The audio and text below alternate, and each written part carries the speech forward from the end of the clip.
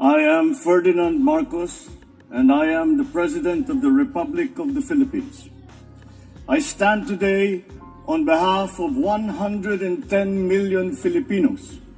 Hello people, hello words and hello Philippines. It's me again, Let's Talk Vlog. So yun mga bes, ayan ang pinaka-updates natin. Good news update na kung saan ang mahal na Pangulo, ayan, sa kanyang kinatatayuan ay nandyan po siya sa bansang Indonesia na kung saan aatin po siya ng 42 Asian Summit. So Asian Summit, no? So importante po 'yan, ano? Kasi nasa kontinente tayo ng Asia. So need talaga na pumunta ang mahal na Pangulo. Hindi pwedeng hindi siya pupunta. Kailangan talaga, no? Para hindi natin alam kung anong mga pag-usapan o ano ang agenda ng mga Asian leaders. So, sa kanyang interview mga kababayan, ay medyo mahinang audio, pero okay lang. Kasi importante yung kanyang sagot na daming tanong, especially yung pagpunta niya dyan sa UK. So, medyo haggard pa ang ating mahal na Pangulo, pero hindi halata, still gwapo pa din, ano? So, yun guys, para mapanood nyo at mapakinggan ang kanyang kabuang sagot, ay huwag kalimutan po mag-likes mga bes, okay?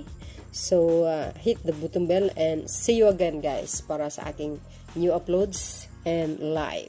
Ayan, para lagi kayong update guys pag nag-hit kayo ng button na kampana sa aking channel. So yun guys, maraming salamat po sa inyong watching and see you again on my next live and upload videos. Boy, boy, boy. Babu! So far, hindi. Yung pa lang nakaschedule. Kasi kung titignan yung schedule, medyo masikip talaga.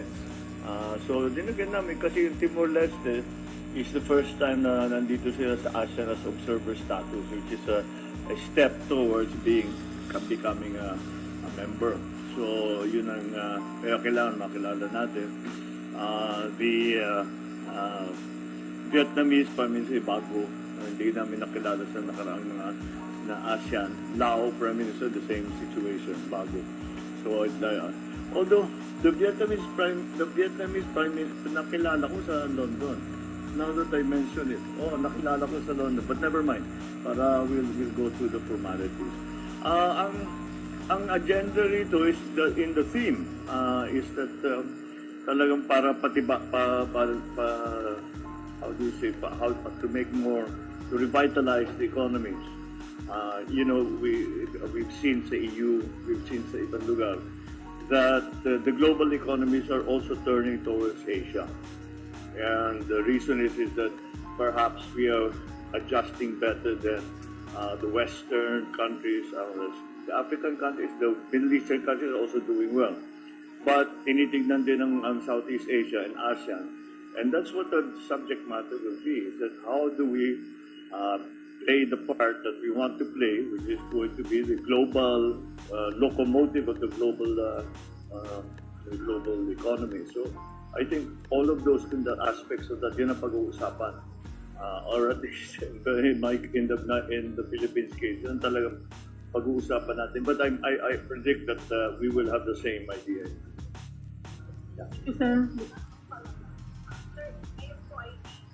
Yeah. Medyo. I know.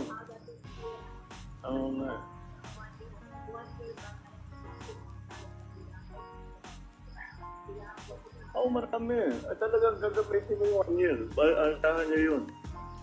By the end of the first year para maging maliwa. In a sense, tapos na yung OJT ng lahat ng tao.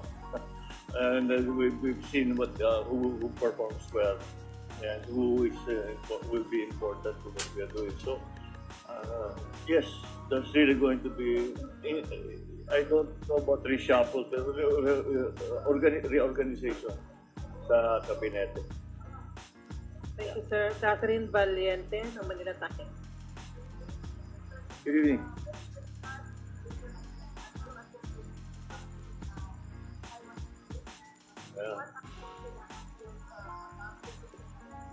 Well, parang inevitable unavoidable yung subject matter na yan. Dahil pare-pareho na mga membro ng ASEAN, siyempre it is a grave concern to all the member states of ASEAN. So it's considering that we also agree on the concept of ASEAN centrality when it comes to regional concerns. That will be one of the most important subjects that we will bring up. So the discussions on that, since that we had a year ago, close to a year ago, in that time, marami nang nagbago, many changes have occurred. And that's why we have to calibrate whatever it is that we are planning to do. So yes, there's no way around it. That will inevitably be a part of the conversation that we'll be having tomorrow and the day after. Thank you, sir. Joyce Balancho, ABS-CBN. Hi.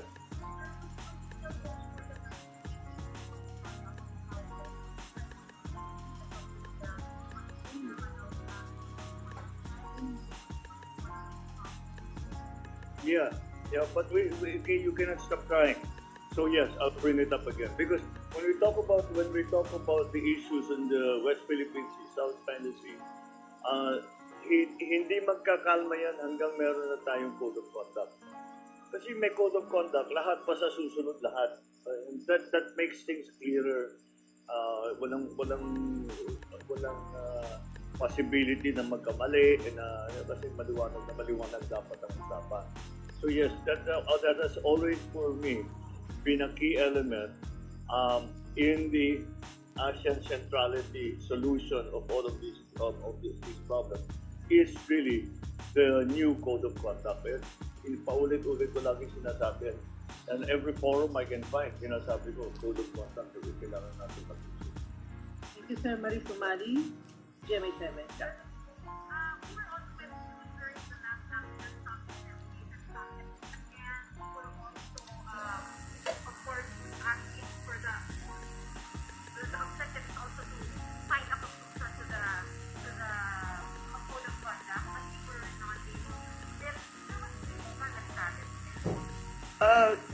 The challenges are because it gets complicated because the code of conduct would essentially be a multilateral arrangement, multilateral, I suppose you could call it a treaty between ASEAN and China. And that's what the declaration that went before was, but now we need a new one. So the problem is that there are it gets complicated because there are bilateral arrangements between member countries and with China that have to be resolved, that we need to resolve so that we can have a common code of conduct. Because over the years, syempre, lahat nakikipag-usap sa China, yung iba sa ASEAN dumadaan, iba-ibang nangyayari. Kaya napaka-importante nga maliwanag na may code of conduct, ganito yung gagawin natin. This is how we operate. Pag may problema, dito natin i-resolve, etc. Yes, that's getting in the way. But more and more, again, siguro I'm the eternal optimist, pero I really believe that we will slowly get to the point where we can prefer and say this is what we want it to look like, and this is what we think will be effective. On this summit? No, the code of conduct, the negotiation code of conduct is separate from the ASEAN summit. They negotiate in another way. So that's not something that will be done here at this time. What we need to do is, look, kung wala pa, ano ba talagang naging problema? This is what we have to discuss amongst ourselves. What is the problem? What is the bottleneck? Where are we having a hard time? How can we fix that problem? That's what these meetings should be for. And I think we'll get to that point. Because everybody wants this to work. Everybody wants to have a code of conduct. So what's getting in the way? Let's talk about it. Ibang bansa yan, and everyone has a different agenda. But if we talk about it, and with a common thought in mind, I think we'll get there. But I hope sooner rather than later, because the tensions are increasing.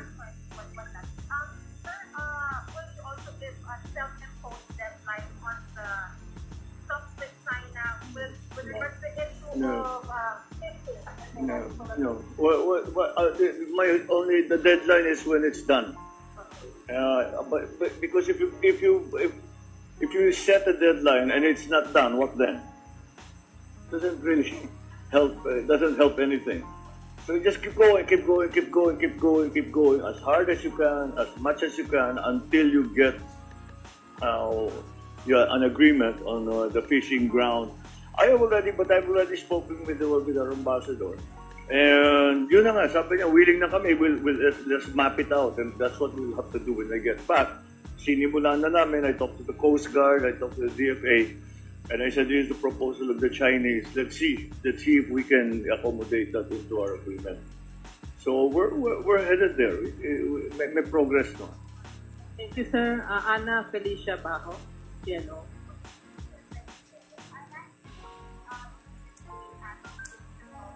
Yeah.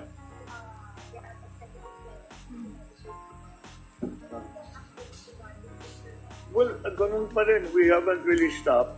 Ganito, this is the impasse, okay? The impasse is that we continue to ask for a commutation or even a pardon or just an extradition back to the Philippines. And with that is constantly there. But the Indonesians answer us and that this is the law. Ito yung batas dito sa Indonesia. Kaya kailangan natin ipagpatupad yan. And they have already given us postponement of the but that doesn't mean it's done. Well, I always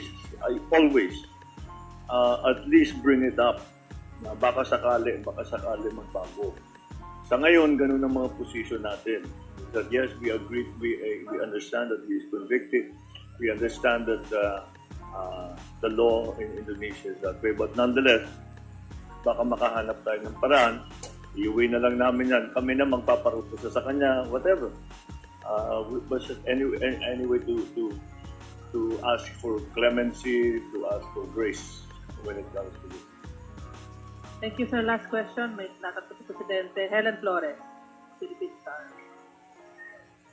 Hi there. Yes. Well, this is the same thing that comes up every time I meet with leaders. Nagpapasalamat siya sa magandang trabaho ng mga Pilipino at Pilipina doon sa NHS nung pandemic. Kung pwede ba nating dagdagan, lagi may kasunod na yan. But also, I basically discussed, we were talking politics. And I was saying that I was commenting that at least with his election as leader and now Prime Minister, well, magkaroon ng konting stability in the UK because medyo magulo.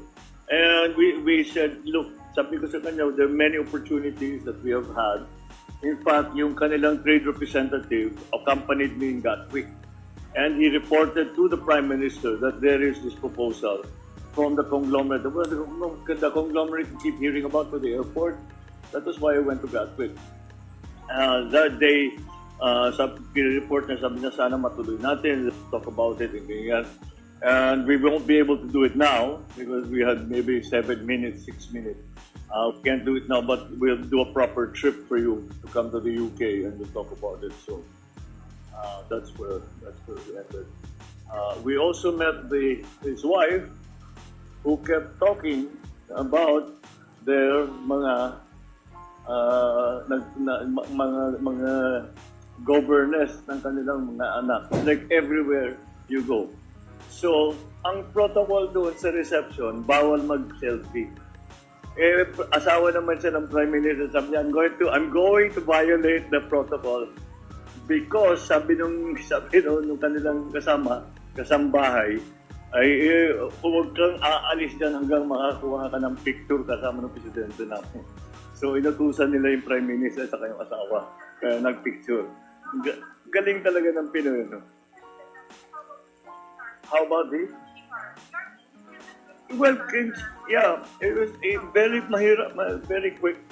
But, kasi dumadaan lang siya na ganun. But, as you can imagine, he was very, very busy. But kahit pa paano, yun na nga, I just caught a few moments with him. Kinamayan ko, nagpakilala ko. The minute he heard Philippines, sabi niya, it's terrible what you have to endure. All of these typhoons that climate change has brought. And sinabi ko nga sa kanya, yes, Your Majesty, you've actually been warning us about this for a very long time. So, yeah, well, sabi niya, but nobody was listening. And then I said that I did not have the chance to come at the funeral of Queen Elizabeth. But please know that I wanted to extend latest it is my condolences. It was a great loss to all of us. Even Filipinos who are not British came to love the Queen, especially those of us who spent time in England. And he was thankful for that. And I told him, I then went and said, my mother when she found out, my mother Imelda. Pag Imelda, nakilala na niya. My mother Imelda, when she knew that I was coming, wanted to send you her best wishes and congratulations for your coronation. And he said, how is she?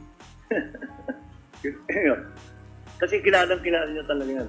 Magkakilala talaga sila. Ako nakilala ko siya mga 2 or 3 times. Pero yung si mother ko talagang, kasi mga foreign, siyang laging representative ng Reyna, representative ng father ko. So lagi silang nakikita ko saan. And he said, well, give her my warmest felicitations. We had so much fun together.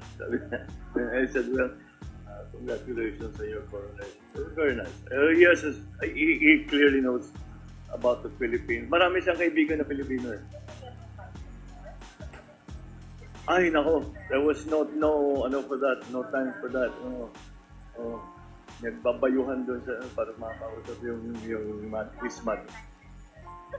Well, it's nice, yes, I did. It was, my gosh, it was historical. Yung parang, it was like in the a couple of centuries ago, kinokoronahan ng hari. Kaya pa mangyayari sa buhay ko yun. So it was and the way, the British, they do this kind of thing very, very well. And so they did it very, very well yet again. So we wish King Charles a long and happy reign. Thank you, sir. All right, Thank thank you.